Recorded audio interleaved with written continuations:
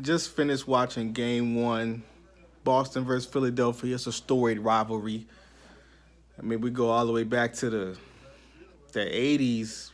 Dr. J versus Larry Bird, Kevin McHale, Mo Cheeks, Charles Barkley, Robert Parrish, JoJo White, Dennis Johnson.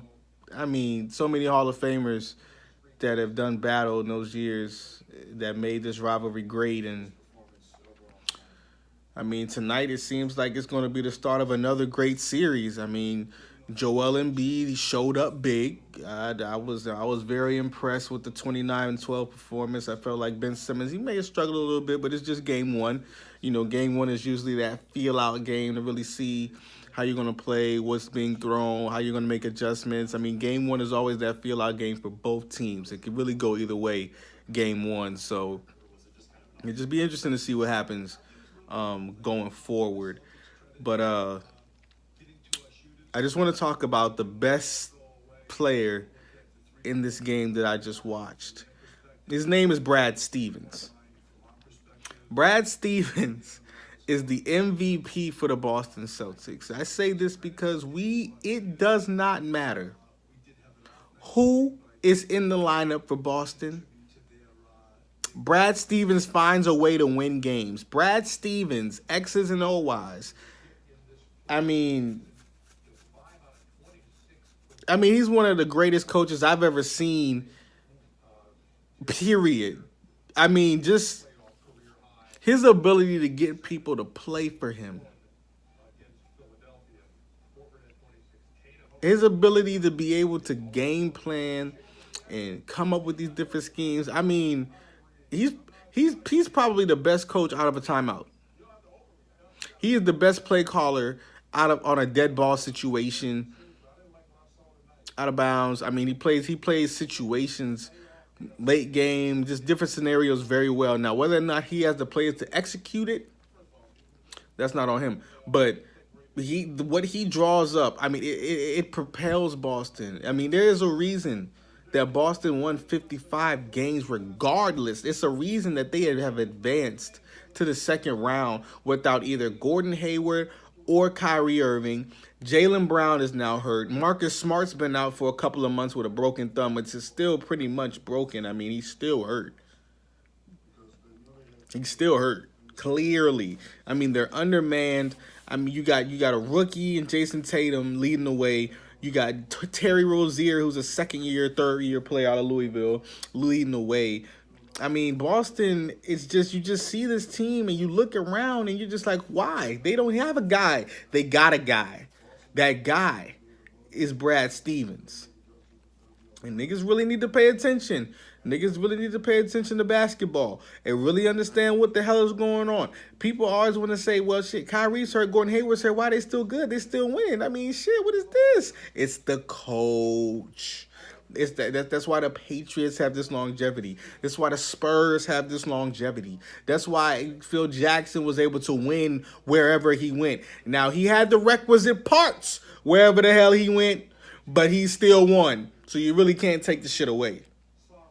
Period. He won. So you can't take it away. But he had the requisite pieces. It ain't like he was making chicken salad out of chicken shit. He wasn't. The coaches who make that chicken salad, that's a Greg Popovich.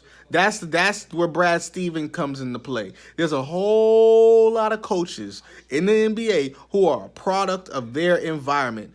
And I'm telling you, coaches like Brad Stevens and Greg Popovich, they are the environment. You conform to them and you play for them. You will play for them or you won't play. And then you got a lot of coaches out here who don't go by that. They don't go by that standard. They're just out here letting players play. If you nice, you can put the ball in the hole. It don't matter what you do. I don't gotta hold you to no standard. I don't gotta hold you accountable. You don't have to be coachable or none of that shit. And that shit is just crazy. It's crazy. I mean, you see what's going on, man.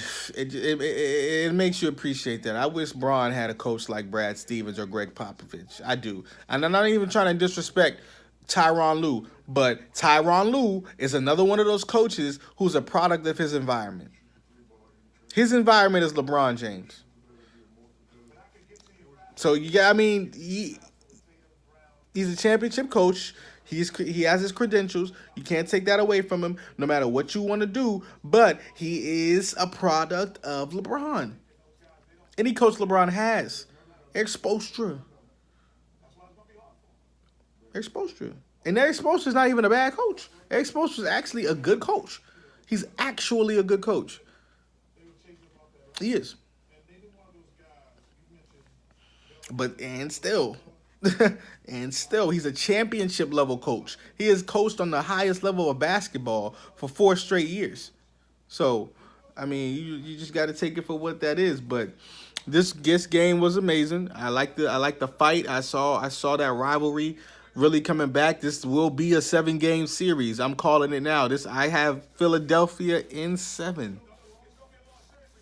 Philadelphia in 7 because of the Brad Stevens factor, and I just see the way Game 1 went. I see that on any given night, Boston can really ugly that thing up for Philadelphia. They play hard on defense. They execute on offense. There's not too much bullshit going on. It's really a mom and pop offense, but they will be good to go. And